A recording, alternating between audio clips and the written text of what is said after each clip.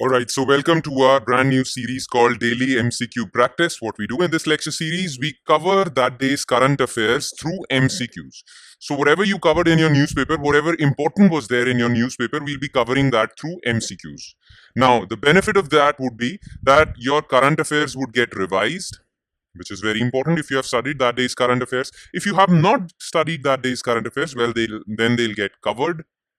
Important news items. Plus, you have an added advantage of MCQ practice, and we all know how important MCQ practice is, especially if you want to clear your prelims examination next year.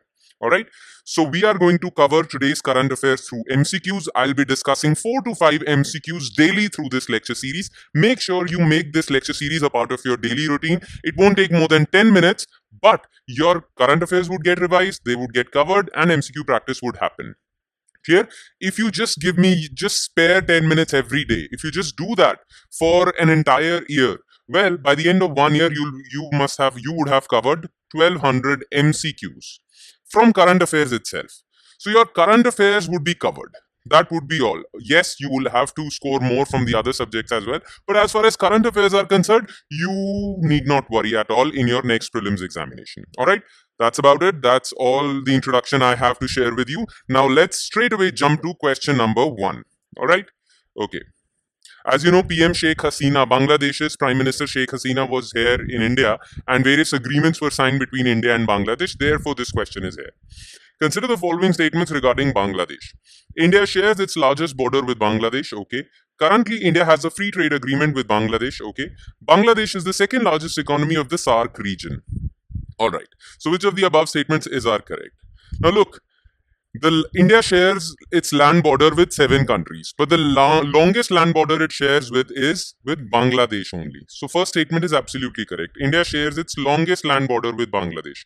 Many people think it's China, some people think it's Pakistan. No, not at all. India shares its largest land border with Bangladesh. So first statement is correct. Now let's jump to second statement. Currently, India has a free trade agreement with Bangladesh. That is not correct. In fact, in this very meeting, when Prime Minister Sheikh Hasina came to meet Prime Minister Modi, it was discussed that the negotiations for a free trade agreement or a comprehensive economic partnership agreement should begin. So India currently does not have a free trade agreement with Bangladesh, and India wants to have a free trade agreement plus an upgraded version of free trade agreement called CEPA, Comprehensive Economic Partnership Agreement. So negotiations would begin in a short amount of time, not short of amount of time in the near future. That's what was decided in this meeting. All right. So India does not have a free trade agreement with Bangladesh. Bangladesh is the second largest economy of SAARC region. Now, some of you might not know what SAARC region is. So SAARC region is South Asian Association for Regional Cooperation. And how many countries are there in the SAARC region? Well, there are 8 countries. All right. What are those 8 countries? Well, India is there. Pakistan is there. Afghanistan is there. All right. Bangladesh is there. Bhutan is there. Nepal is there. Then there is Sri Lanka. And then there is Maldives. These are the 8 SAARC countries, South Asian countries. Now, among these 8 countries, the largest economy, without a doubt, is India's. And after that, in terms of GDP, it is Bangladesh. A few years back, it was Pakistan, but Bangladesh has even beaten Pakistan. It is the second largest economy in India's neighborhood, in the SAARC region. That is why it is very important for India to sign a free trade agreement with Bangladesh, because the top 2 economies of the SAARC region would stand to benefit out of that. All right. So third statement is absolutely correct. The answer would be, it should have been, the options are a bit false. The option should have been, I'm so sorry about this, 1 and 2, 2 and 3, 1 and 3, 1, 2 and 3. So the option should have been 1 and 3, C. All right, let's move on to question number 2. Consider the following statements regarding Hajj pilgrimage. All right, recently many people have died due to heat wave in Saudi Arabia, because that's where Muslims all over the world do this pilgrimage called Hajj. All right. Now, Hajj is one of the 5 basic tenets of Islam, the other 4 being Shahada, Salat, Zakat, and Sawm. All right. Now, look, every Muslim has to follow these 5 basic principles. All right. Number 1 is Shahada, which means they have to profess that there is no God but Allah and Muhammad is his prophet. La ilaha illallah Muhammad Rasulullah. That's Shahada. Then there is Salat. Salat means you have to pray 5 times a day, namaz. Then there is Zakat. Every Muslim should give charity. Alright. Then there is Som. You have to keep a fast in the month of Ramzan. That is Som. And fifth is Hajj. Once in your lifetime, you have to make a pilgrimage to Mecca, Kaaba. Alright?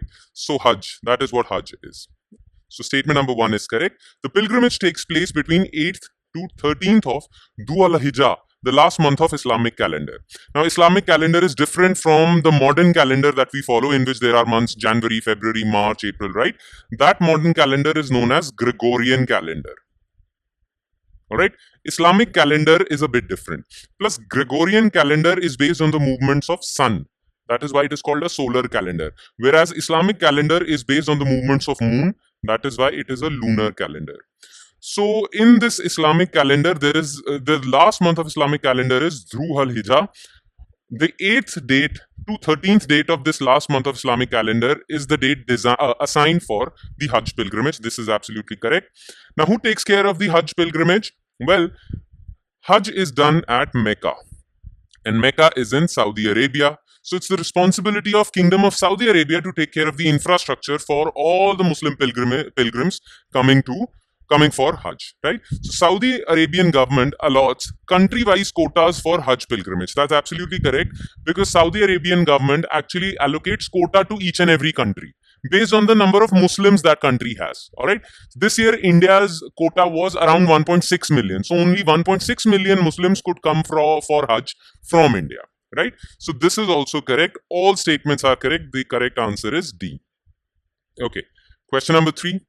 Consider the following regarding oath-taking ceremony for members of Parliament. It is made mandatory for every MP by Article 99 of the Constitution. This is absolutely correct. Article 99 states that any member of Parliament cannot participate or vote in the proceedings of Lok Sabha unless he has taken an oath. And that oath is mentioned in the 3rd schedule of the Constitution. Alright? So it is made mandatory for every MP by Article 99 of the Constitution. This is correct. The oath is administered by the President of India. No, it is not administered by the President of India. It is administered by Speaker. But when the oaths are being administered, Speaker's office is vacant. It's not been occupied. A Speaker hasn't been elected. So for temporary purposes, President appoints a member of Parliament as Speaker pro tem. He serves as a temporary speaker for just 1 or 2 sessions. All right. Now, Speaker pro tem actually administers oaths to members of Parliament, not the President of India. So this is false.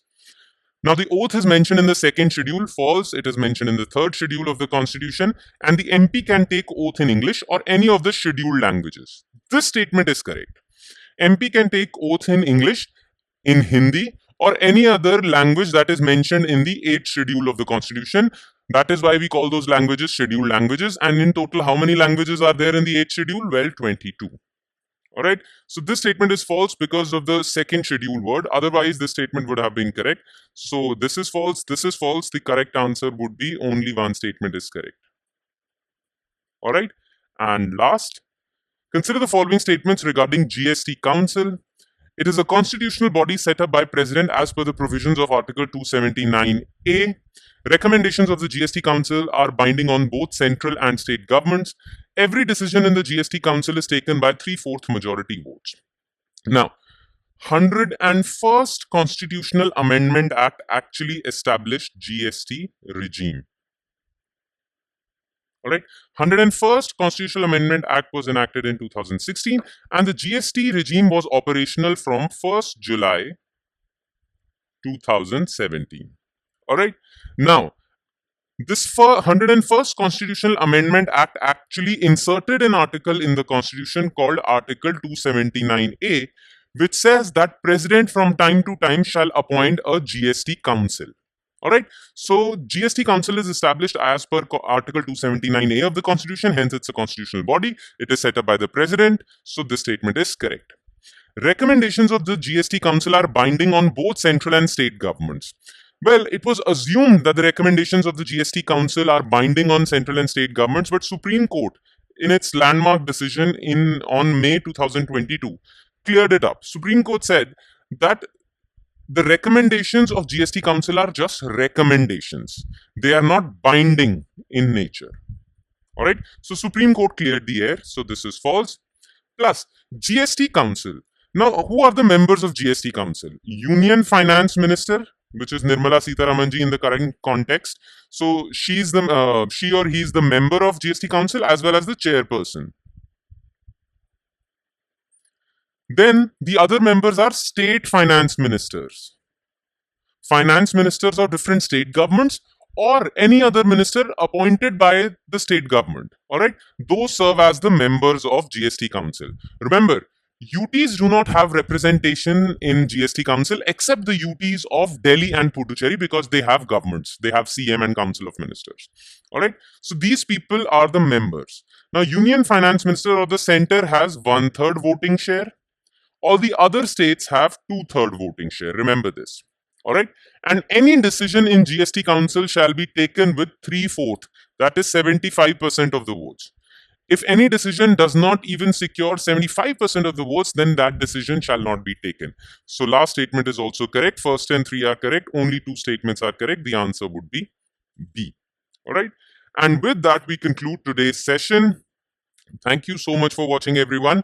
And I'm sure it is adding value to your preparation. It would add more value if you watch this lecture series regularly.